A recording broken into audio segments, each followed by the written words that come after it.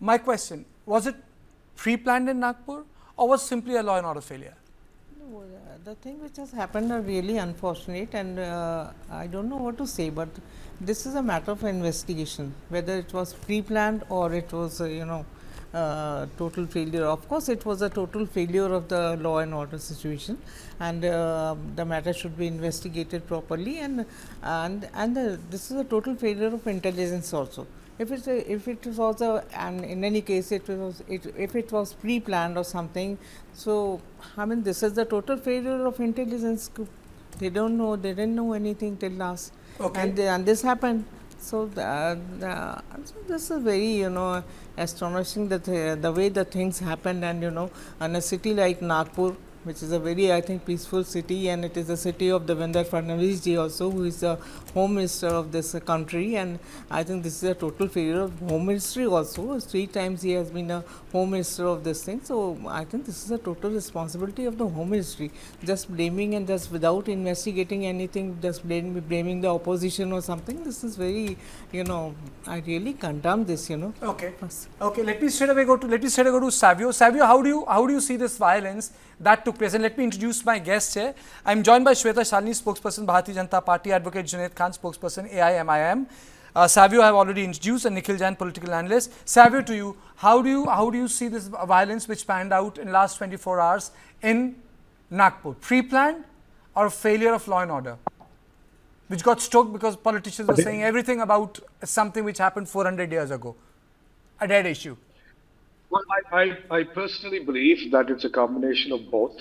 I think there is some level of conspiracy that would have existed that allowed for the mob to actually get a little violent.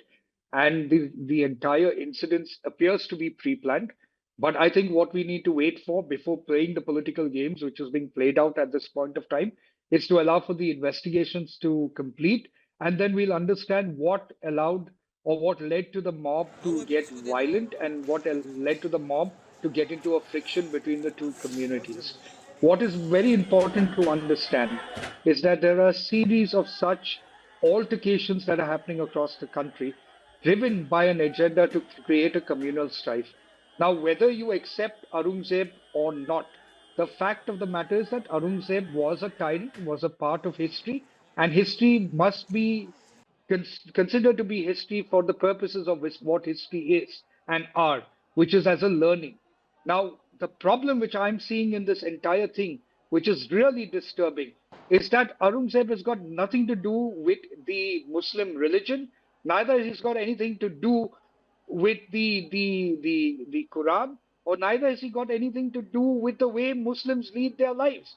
Yet, a figure that is a tyrant, which has been recorded in history as a tyrant, that has perpetuated immense and horrific horrors on the people of this country, the indigenous people of this country.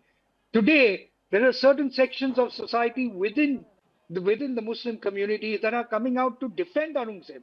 And that I find strange because it's got nothing to do with your religion at all. Here is a tyrant that has done bad towards Indians in general, and therefore people have an opinion about him.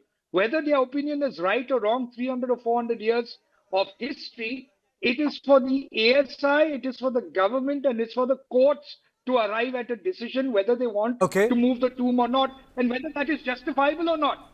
The Okay. point is, who was Aurangzeb? Aurangzeb was no saint of any religion.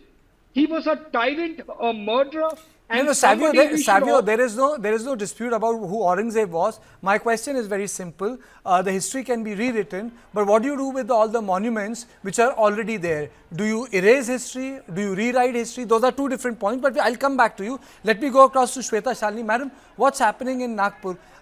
Is it pre-planned or was a failure of local law and order machinery completely collapsing in Nagpur? Could not anticipate this violence will take place.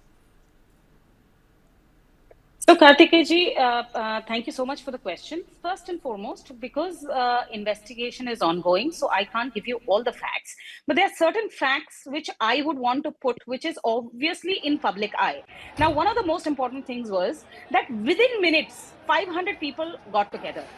The second fact is there have been attacks on the police with not not only sticks, but also with swords and axes. Now, where do you think these swords and axes came all of a sudden from?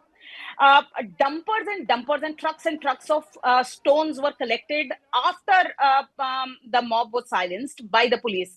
How do you think these stones were collected within 10 minutes of people gathering? And last but not the least, if you actually look at certain societies, there are homes of Hindus and Muslims together, but only Hindu homes have been targeted. And right in the neighborhood, there is a Muslim household. No vehicle has been touched, no door has been touched, no person has been pelted with a stone. In a very similar manner, if you look at the parkings, there have been parkings where everyone used to park their two-wheelers, but surprisingly, that day only Hindus had parked their two-wheelers there, and there were absolutely no two-wheelers which were belonging to Muslims. Now, what do these facts actually talk about, if not